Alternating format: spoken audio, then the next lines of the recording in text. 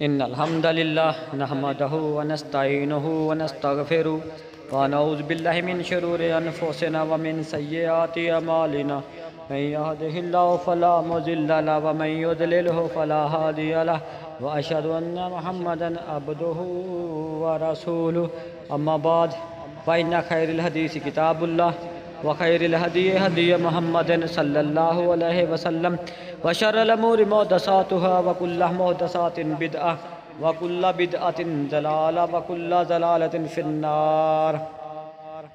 بلا شبہ سب تعریف اللہ ہی کے لیے ہیں، ہم اسی کی تعریف کرتے ہیں، اسی سے مدد مانگتے ہیں اور اسی سے بخشش طلب کرتے ہیں۔ اپنے نفس کی شرارتوں اور اپنے برے اعمال سے اللہ کی پناہ میں آتے ہیں۔ جسے اللہ راہ دکھائی دے اسے کوئی گمراہ نہیں کر سکتا، اور جسے اللہ گمراہ کرے یا دھتکار دے سے کوئی رائے راست پر نہیں لا سکتا۔ میں گواہی دیتا ہوں کہ اللہ تعالیٰ ہی معبود برحق ہے، وہ اکیلا ہے، کوئی اس کا شریک نہیں، اور میں گواہی دیتا ہوں کہ حضرت محمد صلی اللہ علیہ وسلم اس کے بندے اور اس کے رسول ہیں۔ حمد و صلوات کے بعد یقیناً تمام باتوں سے بہتر اللہ تعالیٰ کی کتاب اور تمام طریقوں سے بہتر طریقہ محمد صلی اللہ علیہ وسلم کا ہے، اور تمام امور میں سے برے کام دین میں خود ساختہ بدعت والے کام ہیں، اور ہر بدعت گمراہی ہے اور ہر گمراہی کا انجام جہنم ہے۔ یا ایھا الذین آمنوا اتقوا اللہ حق تقاتہ ولا تموتن الا وانتم مسلمون۔ یا ایھا الناس اتقوا ربکم الذی خلقکم من نفس واحدہ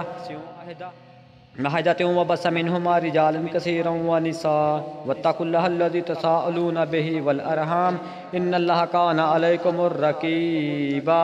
یا ایھا الذین آمنوا اتقوا اللہ وقولوا قولا سدیدا یصلح لکم اعمالکم ویغفر لکم ذنوبکم ومن یطع اللہ ورسولہ فقد فاز فوزا عظیما۔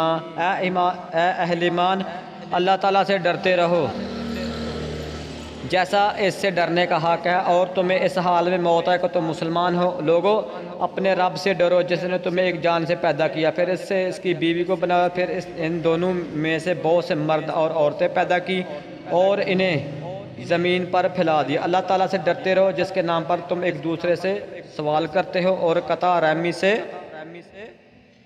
بچو، یقیناً اللہ تعالیٰ تم پر نگران ہے۔ اے اہل ایمان، اللہ سے ڈرو اور سیدھی اور سچی بات کہا کرو۔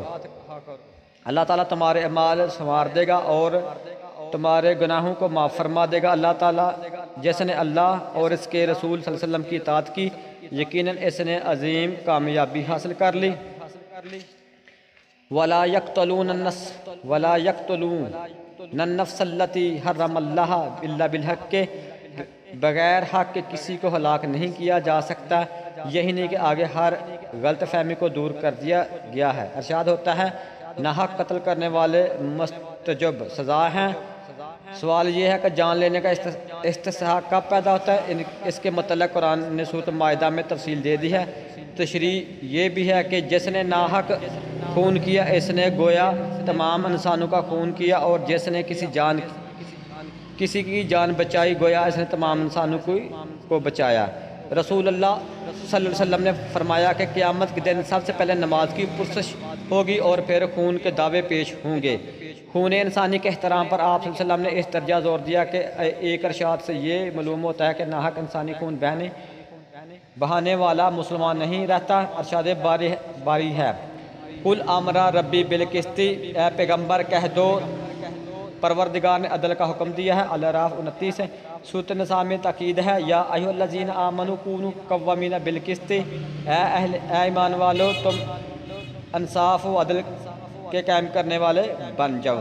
حضرت داؤد علیہ السلام سے ارشاد ہے، یا داؤد انا جعلناک خلیفۃ فی الارض فاحکم بین الناس بالحق، اے داؤد ہم نے تمہیں زمین پر نائب بنایا اس لیے کہ تم لوگوں میں انصاف سے حکومت کرو۔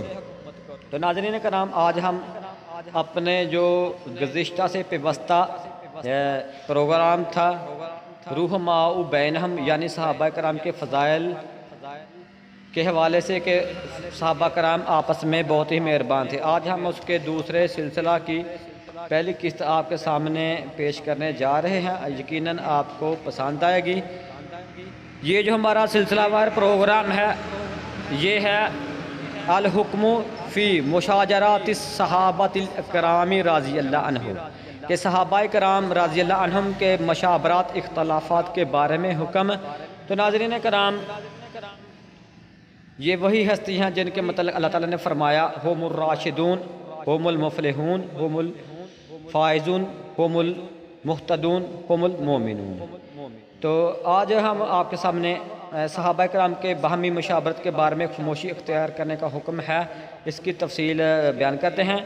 یہ حدیث ہے حضرت عبداللہ بن مسعود رضی اللہ عنہ کہتے ہیں کہ رسول اللہ صلی اللہ علیہ وسلم نے فرمایا، جب میرے صحابہ رضوان اللہ علیہ اجمعین کا ذکر کیا جائے تو خاموش رہو، جب ستاروں کا ذکر کیا جائے تو خاموش رہو، اور جب تقدیر کا ذکر کیا جائے تو خاموش رہو۔ اسے طبرانی نے روایت کی ہے۔ آپ صلی اللہ علیہ وسلم اپنے کسی صحابی کی شکایت سننا پسند نہیں کرتے تھے۔